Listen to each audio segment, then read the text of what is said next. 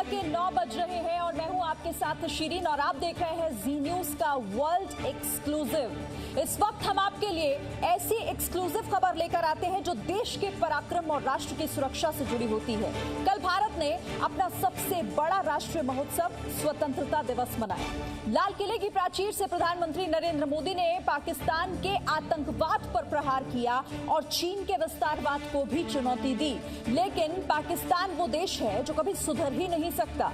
आज पाकिस्तान की एक और आतंकी साजिश पर हम बड़ा खुलासा करने जा रहे हैं। पाकिस्तान की आतंकी साजिश वही है, लेकिन ठिकाना इस बार नया है और वो ठिकाना बना है इस बार म्यांमार। जी हां, पाकिस्तान अब म्यांमार में पाकिस्तान की आतंक फैक्ट्री तैयार कर रहा है। म्यांमार में पाकिस्तान की खुफिया एजेंसी आईएसआई आतंकवाद की ट्रेनिंग दे रही है। जर्मन समाचार एजेंसी DW की रिपोर्ट में साउथ एशिया डेमोक्रेटिक फोरम के एनालिस्ट सिगफ्रीड ओ वुल्फ ने यह जानकारी दी है कि म्यांमार में आईएसआई रोहिंग्याओं को आतंकवादी हमले की ट्रेनिंग दे रही है और इसके लिए आईएसआई आतंकी संगठन जमातुल मुजाहिदीन बांग्लादेश के जरिए रोहिंग्याओं को ट्रेनिंग देने में जुटी है। तो यहां पर आप ये समझिए, चूंकि मतलब साफ है, म्यांमार और बांग्लादेश से भारत को अस्थिर करने की ये आईएसआई की साजिश है। पाकिस्तान रोहिंग्या विद्रोही समूह अरसा की भी मदद कर रहा है। बांग्लादेश म्यांमार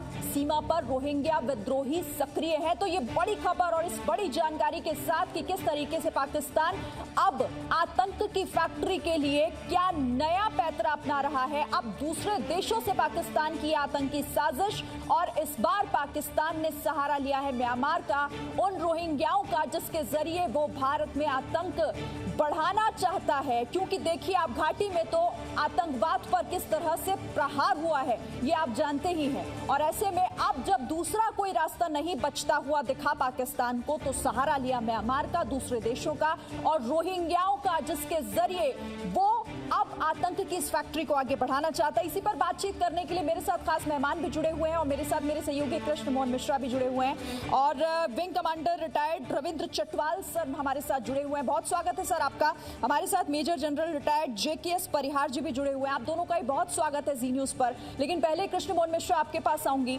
बताइए जरा एक बार क्या है ये पूरा खुलासा और कैसे एक नई साजिश की तरफ इशारा कर रही है ये खबर।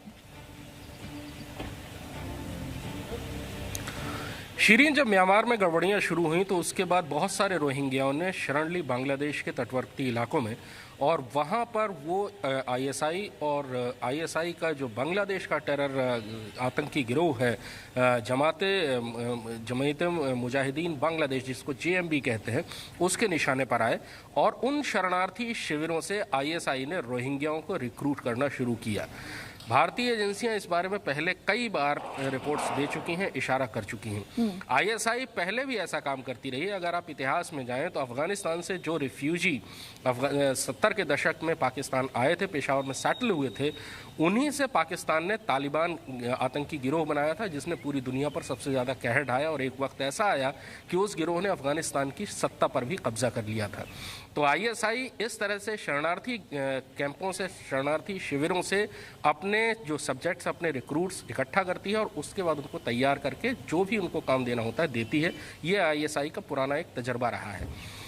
रोहिंग्या कई तरह से खतरनाक हैं।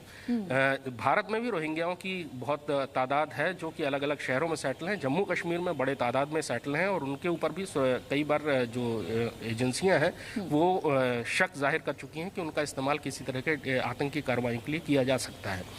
बांग्लादेश में पिछले काफ़ी लंबे अरसे से आईएसआई सक्रिय है और वहाँ पर उसने कई आतंकी गिरोह खड़े किए हैं और उनका मुख्य जो उद्देश्य है वो भारत के ऊपर हमला करना है। इसके अलावा वो बांग्लादेश में भी ऐसे लोगों पर हमले करते रहे हैं जो कि उनके रास्ते में आड़े आते रहे हैं। म्यांमार भी आईएसआई के निशाने पर है। रोहिंग्याओं की जो भर्ती हो रही है वो एक बहुत बड़ी फिक्र का सबब है। इससे पहले भारतीय एजेंसियां भी बड़ा खतरा भी और बड़ी फिक्र भी, लेकिन बड़ी साजिश कैसे है ये पाकिस्तान की, हम बात इस पर कर रहे हैं। रविंद्र चटवाल जी, आप कैसे देख रहे हैं इसे? क्योंकि हमने देखा कि घाटी में तो अब आतंक की कमर पूरी तरीके से टूट चुकी है। सरकार की इच्छा शक्ति और हमारी सेना का पराक्रम हम हर रोज वहां पर देख रहे हैं कि आतंक का सफाया धीरे धीरे हो रहा है और इसीलिए अब दूसरे देशों का सहारा, रोहिंग्याओं को आतंक की ट्रेनिंग। देखिए, ये जैसे आपने बताया कि JNK जम्मू एंड कश्मीर में तो अभी वो भारतीय वायु ये सेना पूरा उधर कंट्रोल करके आतंक को कंट्रोल किया हुआ है, पर पाकिस्तान की हरकतें तो खत्म नहीं होती हैं। ये तो हम देख ही चुके हैं कई सालों से। उनका जो मकसद है वो यही है कि हिंदुस्तान के अगेंस्ट कुछ ना कुछ आतंकवाद ये ऐसे हरकतें करते रहें। ये उनकी पॉलिसी है, क्योंकि वो समझ गए हैं कि कन्वेंशनल वॉर में तो वो कुछ भारत का मुकाबला नहीं कर सकते जी। और ये जो अपॉर्चुनिटी है उनके लिए ये सबसे कॉस्ट इफेक्टिव है, इसमें ज्यादा खर्चा नहीं है उनका, और ऊपर से चीन से उनको बैकिंग है, तो वो ऐसी हरकतें करते रहते हैं। ठीक है मेजर परिहार, अब यहाँ पर देखिए इस खबर से साजिश तो ये तो खुलासा हो गया ना कि जो घाटी में ऑपरेशन ऑल आउट चलाया जा रहा है वो कितना सफल है, क्योंकि अब आतंक की फैक्ट्री वहां नहीं चल पा रही, तो अब सहारा रोहिंग्याओं का, सहारा अब म्यांमार में उन लोगों का। देखिए इसको आपको ना एक अलग तरीके से देखना पड़ेगा। हम उसको सिर्फ एक रोहिंग्या बर्मा में जो है, म्यांमार में है, उनकी समस्या, या वो वहां पर बांग्लादेश से शामिल हो रहे हैं, इसको इस तरह से मत देखिए कि आतंकवाद का सफाया हमने जो है जम्मू कश्मीर में कर दिया है। जब तक पाकिस्तान है, पाकिस्तान की आर्मी और ISI वहां पर सत्ता पे काबिज है, हर तरह से काबिज है, आप भूल जाइए कि आतंकवाद का सफाया आप कर सकते हैं।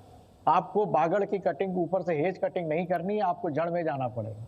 और ये जो बातें हैं ये पिछले 10 साल से ISI, आर्मी पाकिस्तान की और चीन की पूरी उसमें सपोर्ट होता है, वो ये आपके ऊपर नेपाल, भूटान में भी घुसने की कोशिश करेंगे, बांग्लादेश, म्यांमार, श्रीलंका, मालदीव, अफगानिस्तान, सबसे वो उनकी कोशिश जारी रहेंगी। हमारा जो है अब हमें एक्शन करनी है। पहली एक्शन ये है कि आप POK से जो नीचे वाला हिस्सा है, गिलगित बाल्टिस्तान के नीचे जो है पाकिस्तान ऑक्युपाइड कश्मीर, उसमें आपको पाकिस्तान को वहां से खदेड़ना पड़ेगा, पहली चीज। दूसरा ये है कि अंतरराष्ट्रीय कूटनीति में मुस्कुराने से कोई काम नहीं चलता है। देशों के रिश्ते उनके पर्सनल उस पर डिपेंड करते हैं कि उनको किससे फायदा है। आज की शताब्दी में किसी भी देश को 2 चीजों की जरूरत होती है, सामरिक रूप से शक्तिशाली होना और आर्थिक होना। तो आपको भारत के आसपास के जितने भी देश हैं उनको आपको आर्थिक रूप से मदद देना ही पड़ेगी। वहां की सरकारों को आपको सपोर्ट करेंगे तभी आप इस समस्या का हल कर सकते हैं, नहीं तो ये हर साल कुछ न कुछ नए इसमें शिगुफे आते रहेंगे और ये ISI और पाकिस्तान आर्मी जैसे पिछले 40 साल से करती आ रही है वो करते रहेंगे। लेकिन सर JK परिहार जी, लेकिन प्रधानमंत्री नरेंद्र मोदी का संकल्प पहले भी वही था और अब भी वही है, चूंकि लाल किले की प्राचीर से उन्होंने उसी बात का जिक्र किया कि LAC से LOC तक, यानी आतंकवाद से विस्तारवाद तक प्रहार कैसे करना है ये भारत बहुत अच्छे से जानता है। एक बार वो संकल्प एक बार फिर से दर्शकों को सुनवा दें प्रधानमंत्री नरेंद्र मोदी का, फिर आगे बढ़ेंगे। सीमा पर भी देश के सामर्थ्य को चुनौती देने के दुष्प्रयास हुए,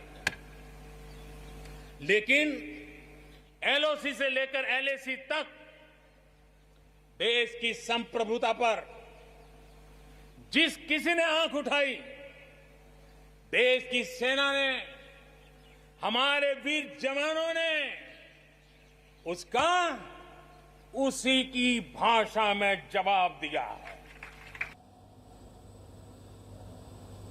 तो लाल किले की प्राचीर से ये सीधा संदेश उन ताकतों को था, उन नापाक हरकतों को था जो वक्त पर भारत में घुसपैठ करने की कोशिश करते हैं। लेकिन संकल्प भारत का क्या है, प्रधानमंत्री नरेंद्र मोदी का क्या है, ये पहले से ही साफ है और स्टैंड पूरा क्लियर।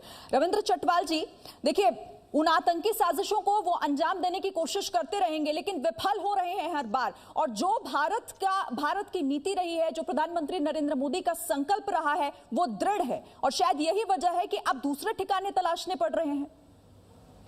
बिल्कुल सही कहा ये आपने, और जैसे हमारे प्रधानमंत्री जी ने बताया कि बिल्कुल हम हमारी सेना और फौज सब अच्छा कड़ा जवाब देंगे पाकिस्तान को, कोई भी हरकतें वो करेंगे। पर जब तक पाकिस्तान को हम इसका कॉस्ट उनके लिए नहीं बढ़ी जाएगी, उनको ये महंगा पड़े, वो हटने वाले नहीं है। हमें कुछ ऐसा नीति निकालनी पड़ेगी कि पाकिस्तान जो भी हरकतें, ये ऐसी टेररिज्म की हरकतें आतंकवादियों की जो करे, इसका उनको वो पेनल्टी पे करना पड़े, कि उनको भी असर पड़े। उनको जब तक ये कॉस्ट नहीं पड़ेगी या ये ऐसी कोई हमें पॉलिसी, ऐसी नीति बनानी पड़ेगी, ये हटने वाले नहीं है। और चीन का जो बैकिंग है, चीन की बैकिंग से उनको बहुत फायदा हो रहा है, क्योंकि उनकी बैकिंग से, उनके मदद से, उनके सपोर्ट से ये सब हरकतें करते हैं। चीन का सपोर्ट जो उनको ना हो तो वो इतनी उनकी हिम्मत नहीं होगी।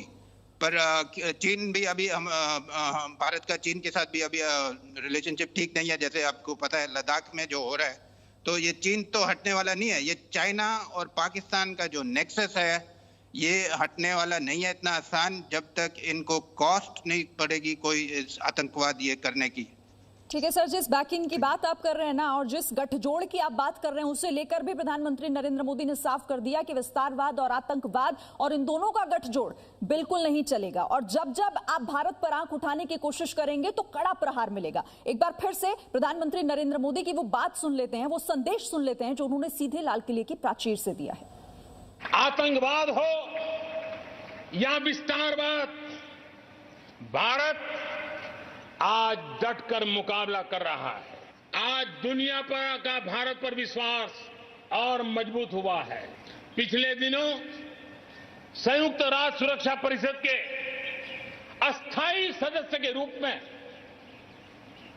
192 में से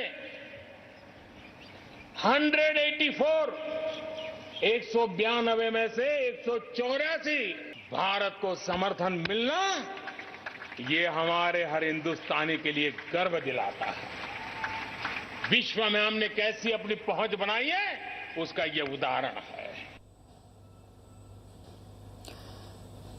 मेजर परिहार, प्रधानमंत्री नरेंद्र मोदी जब ये कहते हैं कि अगर कोई आंख उठाएगा तो उसका जवाब उसे कैसे दिया जाता है, हमारी सेना बहुत अच्छे से जानती है। और हमने बीते दिनों देखा भी, चाहे विस्तारवाद को जवाब देना हो, चाहे आतंकवाद को घाटी से पूरी तरीके से उसका सफाया करना हो, उनकी कमर तोड़ने की काम करना हो, वो किस तरीके से हमारे सेना के जवानों ने किया।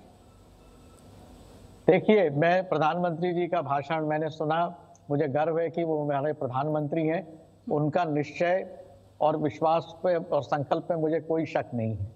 मगर आप उनके शब्दों पे ध्यान दीजिए कि जब भी हमारे ऊपर कुछ आतंकवाद होता है, हम उसका मुकाबला कर रहे हैं। मैं यही बात दोहरा रहा हूं कि हम मुकाबला क्यों कर रहे हैं। हमें ये नौबत ही नहीं आनी देनी चाहिए कि मुकाबले की बात हो। और उसके लिए मैं दोबारा दोहराऊंगा कि हमें जो है, जैसे अब माही साहब आज रिटायर हुए हैं, तो बैकफुट पे जाके खेलने की कोई जरूरत नहीं है। हमें एग्रेसिव होना पड़ेगा।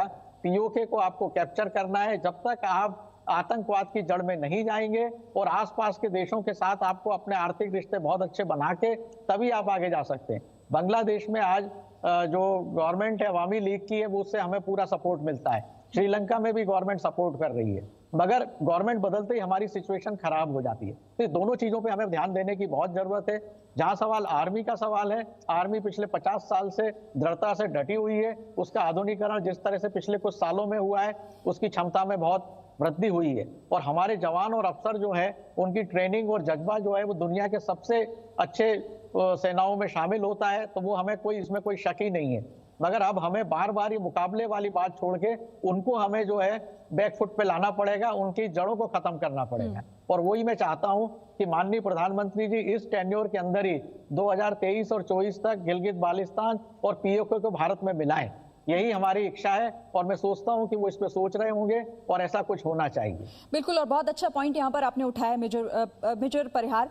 रविंद्र चटवाल जी, क्योंकि ये अब बहुत महत्वपूर्ण हो गया है कि अगला कदम क्या। हमने देखा कि घाटी से अब कैसे आतंक का सफाया हो रहा है। आतंकियों के पास हथियारों की कमी है, फंडिंग की कमी है, क्योंकि पूरी तरीके से रोक लग चुकी है। लेकिन अब वो नया रास्ता अख्तियार कर रहे हैं, वो अब रोहिंग्याओं को आतंकी ट्रेनिंग दे रहे हैं।